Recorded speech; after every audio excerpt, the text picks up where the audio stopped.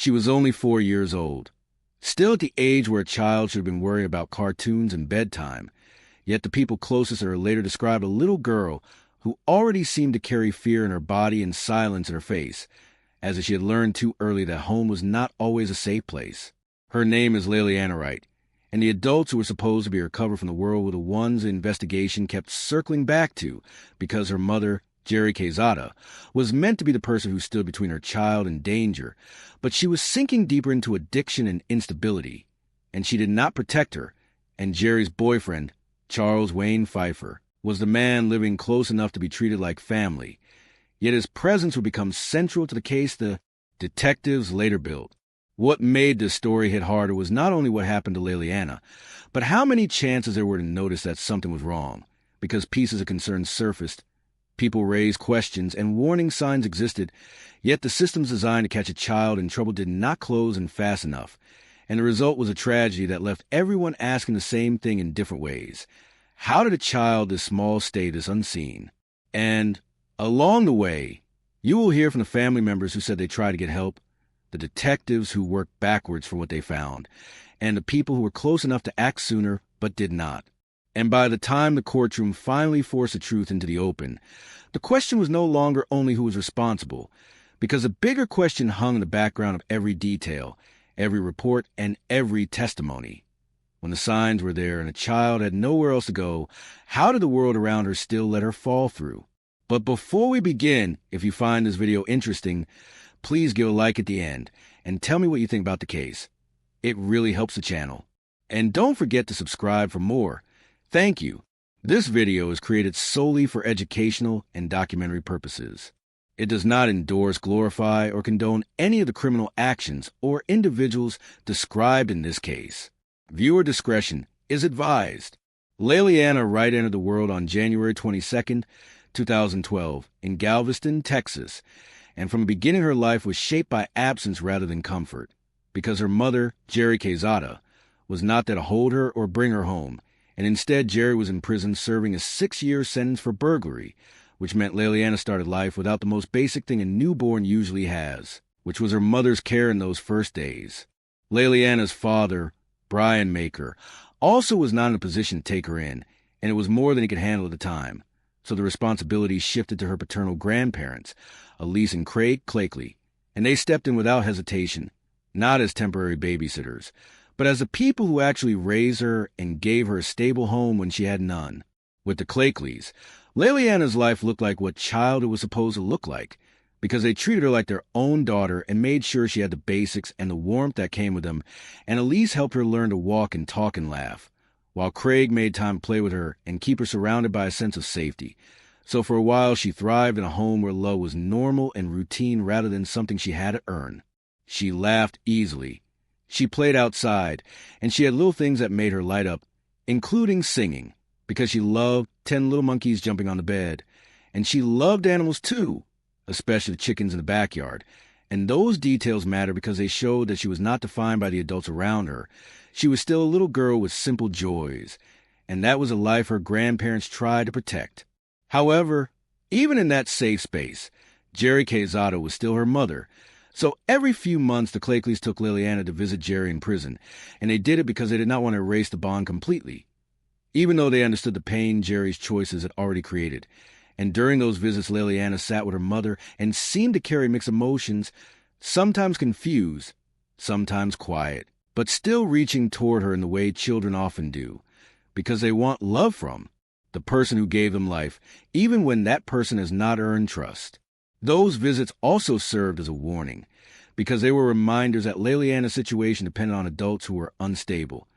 And the more you looked at Jeri's history, the more you saw a long pattern rather than a single mistake. Because before Leiliana was even born, Jeri's life had already involved substance abuse, criminal offenses, and domestic violence, and Child Protective Services had intervened before removing Jeri's older children from her care due to neglect with those. Children go to live with their father, while Jeri's life continued to unravel. By the time Leiliana arrived, Jeri had already been arrested for driving under the influence of alcohol, and drug possession had become a recurring part of her record. So when people later asked how Leiliana ended up in danger, the answer was not hidden in one moment. It was built over years of instability that everyone around her could see.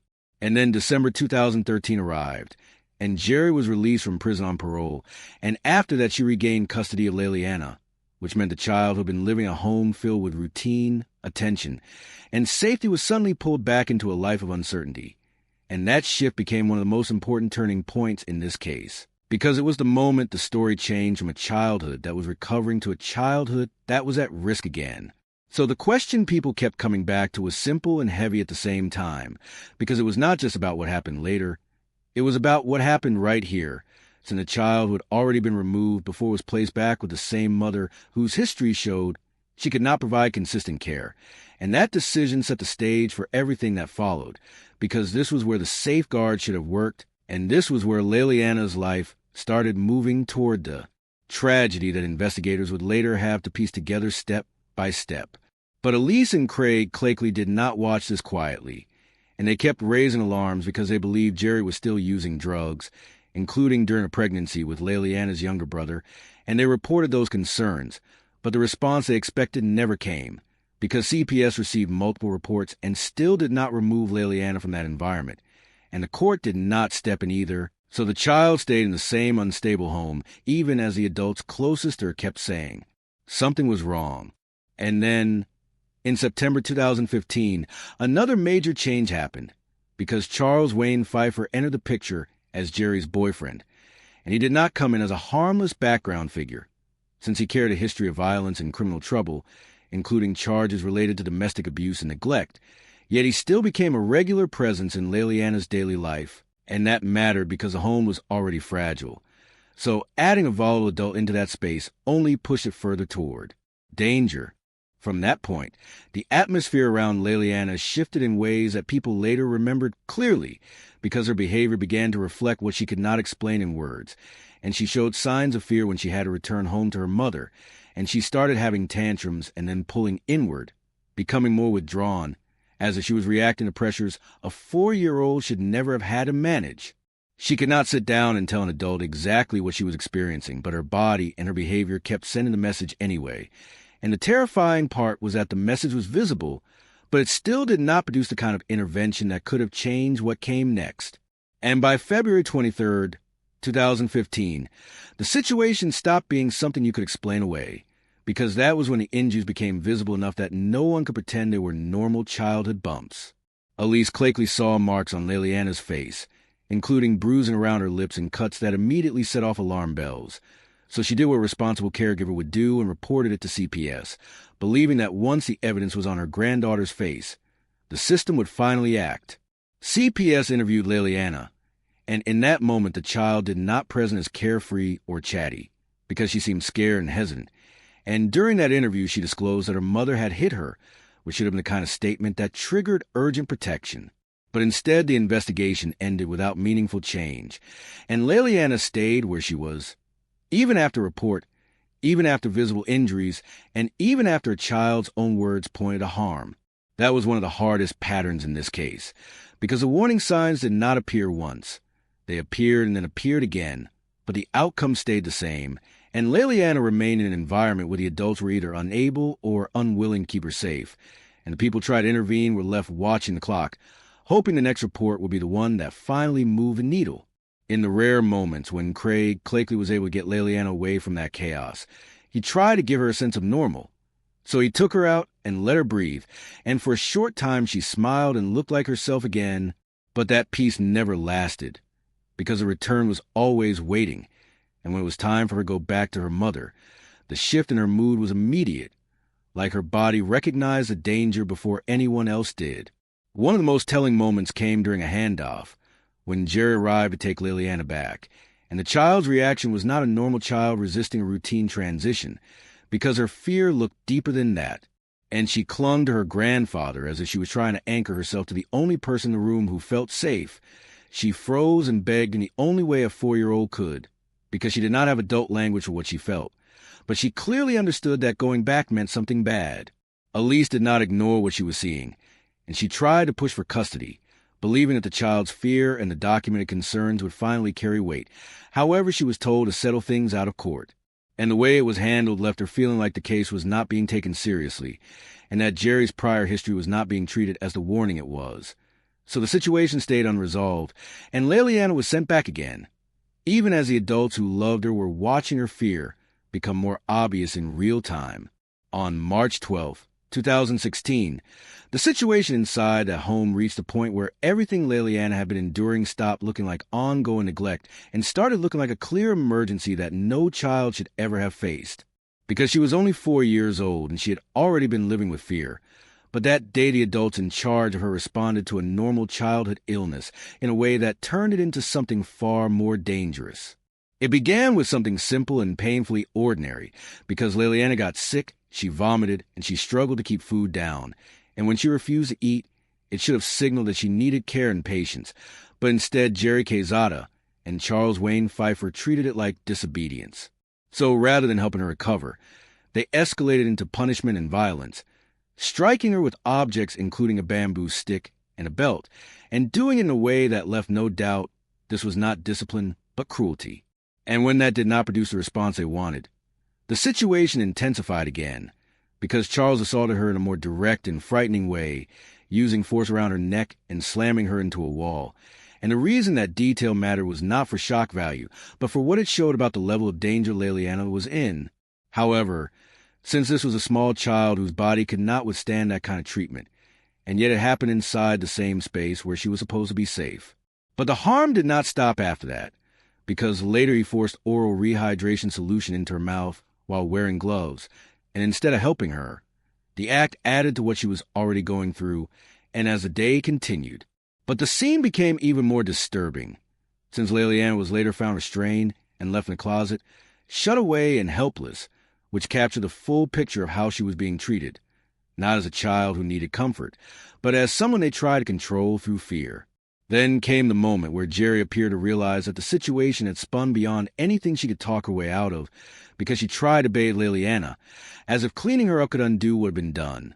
But it did not change the reality that the little girl was deteriorating, and not long after, Leiliana collapsed, and the home that had been unsafe for months became a crisis scene in seconds. Jeri attempted CPR, and she ordered Charles to call 911, but even with Child's life hanging in the balance, his response came across as chillingly detached, because the call did not reflect urgency or panic, and the dispatcher gave instructions, but it did not sound like the adults on the other end were moving with the desperation you would expect when a child needed immediate help. So the impression left behind was that self-preservation mattered more to him than anything else. And by the time the seriousness of what was happening could no longer be denied, the damage had already been done, and what happened next started with that 911 call and the arrival of first responders, became the beginning of the timeline investigators later used to reconstruct exactly how Leiliana reached that point, and why the warning signs never translated into protection when she still had time. When authorities and emergency responders arrived at the home in the early hours of March 13th, 2016, what they walked into immediately shifted the call from a medical emergency to something far darker, because Leiliana Wright was there, only 4 years old, and she was no longer responsive, and the condition of her body told a story before anyone said a word. Responders saw bruising. They saw marks on her wrist consistent with being restrained, and they saw clear indications that she had been hurt with significant force. So even in those first minutes, it was obvious that this was not a simple accident, and it was not a routine call, and the details on Leiliana's body became the first pieces of evidence that would later anchor the investigation. Jeri Quezada, her mother, tried to control the narrative anyway, and she offered an explanation that Leiliana had slipped in the shower, but the claim did not match what responders were seeing, because the injuries were not isolated and they did not fit a single fall. So her words landed flat in the room, and the gap between the story she told and the reality in front of them widened by the second. Charles Wayne Pfeiffer was there too, and instead of reacting like someone watching a child's life slip away, he appeared unnervingly calm, almost attached, and that calm did not read as shock. It read as distance, and later, when people revisited that moment, his lack of visible urgency became part of what made the scene feel even more unsettling. One paramedic who responded that day later described how the sight stayed with him, because he walked in expecting to help a sick child, and instead found Leiliana on the floor, cold and still, and even before the full picture was understood, He could see bruising on her face and marks around her wrists, along with other signs that indicated severe physical harm. So he and the team moved into action immediately. They began resuscitation efforts at the scene, and they continued as they rushed her to hospital. But the injuries were extensive, and the longer they worked to clear her, it became that they were fighting against damage that had already reached a fatal point. And still, they did not stop, because sometimes that persistence is all first responders can offer in the face of something that should never have happened. At the hospital, doctors continued trying for close to 30 minutes, pushing through every step they could. But there was no reversal, and the paramedic later spoke about how the wave had hit him in real time. Because Leiliana was small enough to feel like she should have been easy to save, and yet nothing they did changed the outcome. And that contrast between her size and the level of harm was what made it so hard to shake. He remembered carrying her into the ambulance and holding her as carefully as if she could still feel protection, and he admitted that the moment stayed with him long after the shift ended, because it was not only the loss of a child, it was a realization that the injury suggested she had been suffering before that night, and that by the time help arrived, the window to save her had already closed. As investigators moved from the chaos of that night into the hard work of proving what happened, the case stopped being about competing stories and started becoming about evidence. Because the questions that mattered were no longer emotional. They were specific, and detectives needed to show exactly how Leiliana died, who hurt her, and who allowed it to continue. The autopsy results confirmed what responders had already suspected from the scene, because the medical examiner determined that blunt force trauma to Leiliana's head and abdomen caused her death. And that conclusion carried weight in court, because it ruled out the kind of accident Jeri tried to describe, and it made clear that the force involved was not incidental, since the injuries were consistent with a child being struck, kicked, and slammed with enough violence to cause fatal internal damage. And as those findings came in, investigators also gathered physical evidence that pointed directly back to Charles Wayne Pfeiffer, because Leiliana's DNA was found under his fingernails, which supported the idea that there had been a struggle and that she had tried to resist, and detectives treated that detail as crucial because it connected Charles to direct physical contact at the most important time, when her injuries were being inflicted. Other evidence at the home added to that picture, including marks on a wall consistent with her being slammed into it. So the scene itself became part of the record, not just a place where she was found, but a place that carried signs of what happened there, and step by step, those pieces made it harder for anyone to explain away what investigators were documenting.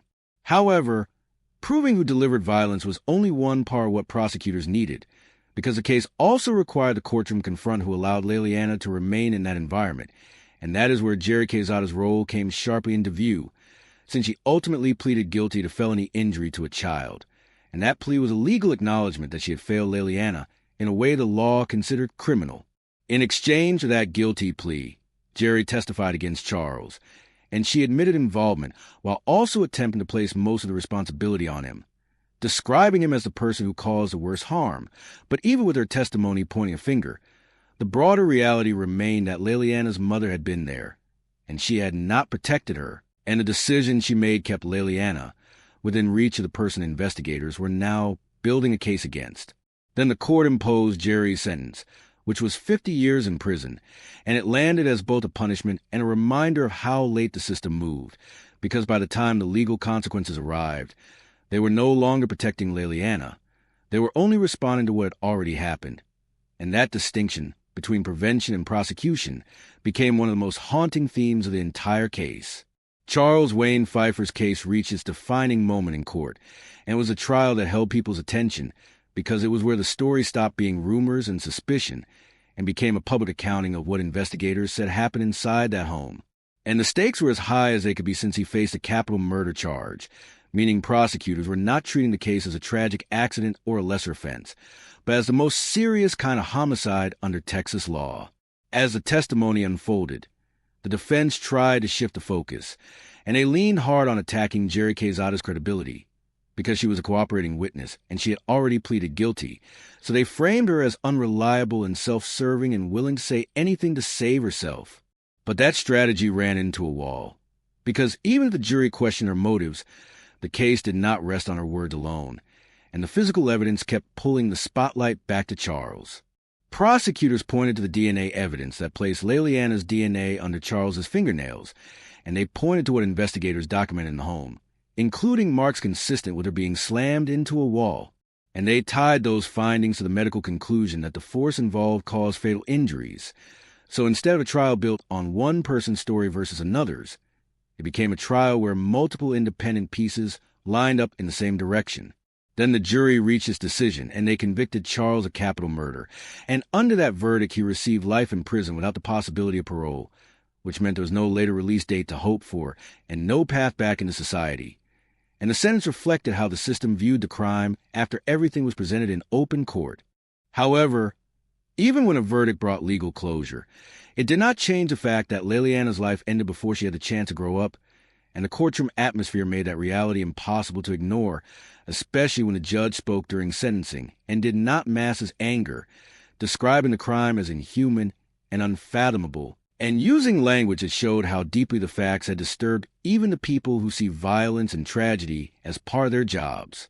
The judge's remarks carried a blunt message, because he made clear that life imprisonment could not truly balance what had been done to a 4-year-old child. And he even suggested that if a harsher punishment existed that matched the cruelty of the act described, the case would have warranted it. So his words landed less like formal sentencing language and more like a moral condemnation of what the evidence had shown. And while the court addressed Charles's fate, the trial also became a place where Leiliana's family had to live through their own grief in public, because Brian Maker, her biological father, stood to give a victim impact statement. And he spoke about the last time he saw his daughter only weeks before she died, remembering taking her to see Santa Claus at a local mall. And the reason that memory hurt so much was that it should have been an ordinary, happy moment. But it became a reminder of how close the end already was. Brian also described how Leiliana reacted when her mother approached on one of those exchanges. And he said she screamed and begged not to be sent back. And in the middle of that pain, he voiced a line that summed up a regret that could not be fixed, telling the court that he should have been allowed to have her.